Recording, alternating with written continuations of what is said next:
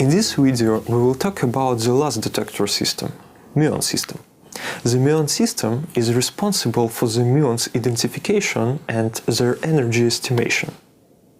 From the previous video we know that the colorimeters stop all particles except muons. Muons weakly interact with matter and almost no responses in the colorimeters. Because of this, the Muon system stands at the end of the colorimeter, at the end of the detector. The Muon system consists of several layers of muon chambers. A chamber is activated when a muon flies through it. You already know that tracks of all charged particles are recognized in the tracking system. A particle track is extrapolated to the Muon system, and if the track passes through active muon chambers, the particle is considered as muon. That is the muon identification. Consider how the muon chambers work. A muon chamber is some kind of tube, and this tube is filled with gas and has a wire inside it. Also, voltage is applied between the wire and the chamber walls. When the muon passes through the chamber, it ionizes atoms of the gas.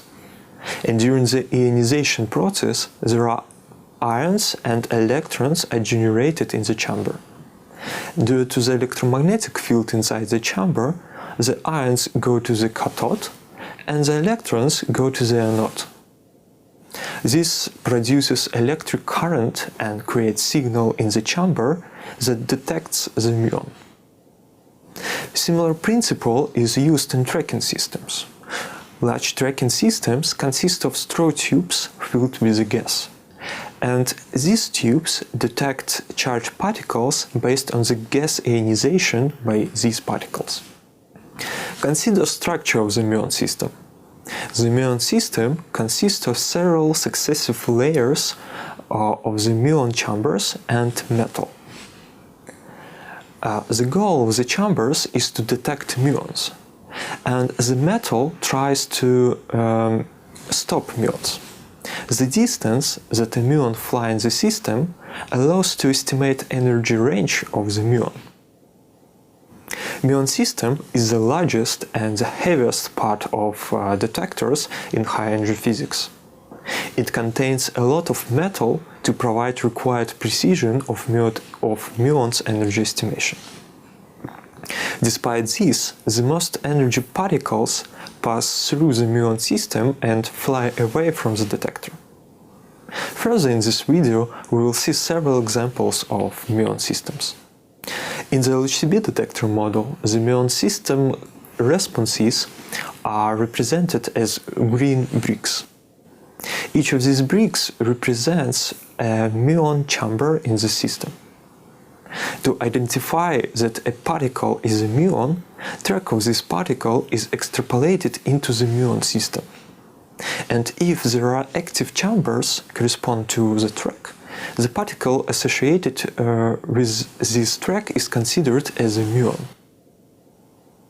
There are only two muons on the slide, and their tracks are shown by the green lines. Also notice that a chamber size is quite large, and there are a set of active chambers that do not correspond to muons. Machine learning approaches can help to recognize active chambers for a track and separate them from noise chambers, and as a result improve quality of the muon identification. That was the last system that we talk on this week. And let's make a brief summary of the systems considered in the previous videos. This week we considered several of the most common detector systems in high-energy physics. These systems are tracking system, ring imaging Cherenkov detector, electromagnetic and hadron colorimeters, and Muon system. All the systems recognize particles, measure their energy and momentum, and identify their types. There are several types of particles flying in the detectors. All charged particles have responses in the tracking system that reconstructs their tracks and measures their momentum values.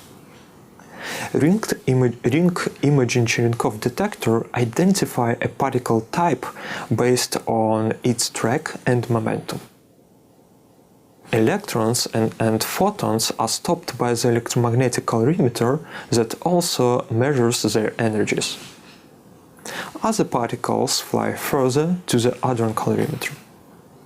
Hadron calorimeter stops protons, neutrons, and other particles containing quarks and measures their energy. There are only muon chambers after the hadron calorimeter due to muons pass all detector systems. Different particle types have different responses in the detector systems, and these responses allow to identify the particle types. In the next video we will see how machine learning can be used for the particle identification based on these responses. At the end of this video, consider several examples of the detector compositions. The LHCb detector is a single-arm forward spectrometer which registers particles flying in one direction. In this figure, particles fly from left to right. So the first detector systems are the tracking systems and the ridge detectors shown on the left.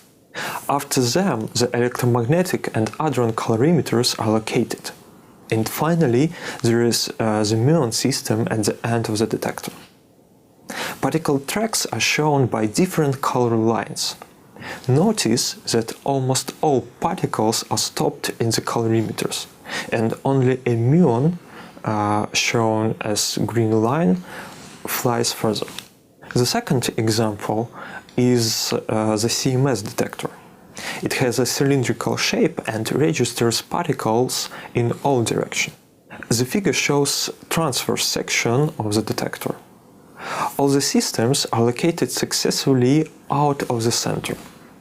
Sequence of the systems is the same as for the LHCb detector. Firstly, there is the tracking system in uniform magnetic field. Due to the magnetic field, tracks of charged particles such as muons, pions and electrons have circle shape. Radius of the tracks allows to estimate the particle momentum. Neutral particles have no hits in the tracking system, so the tracks are not recognized. However, neutral particles are detected by the calorimeters located after the tracking system. Muons pass through the calorimeters and are detected by the muon chambers. Notice that the muon system is the largest part of the detector. In the next video we will consider how to use responses from all these detector systems for the particle type identification.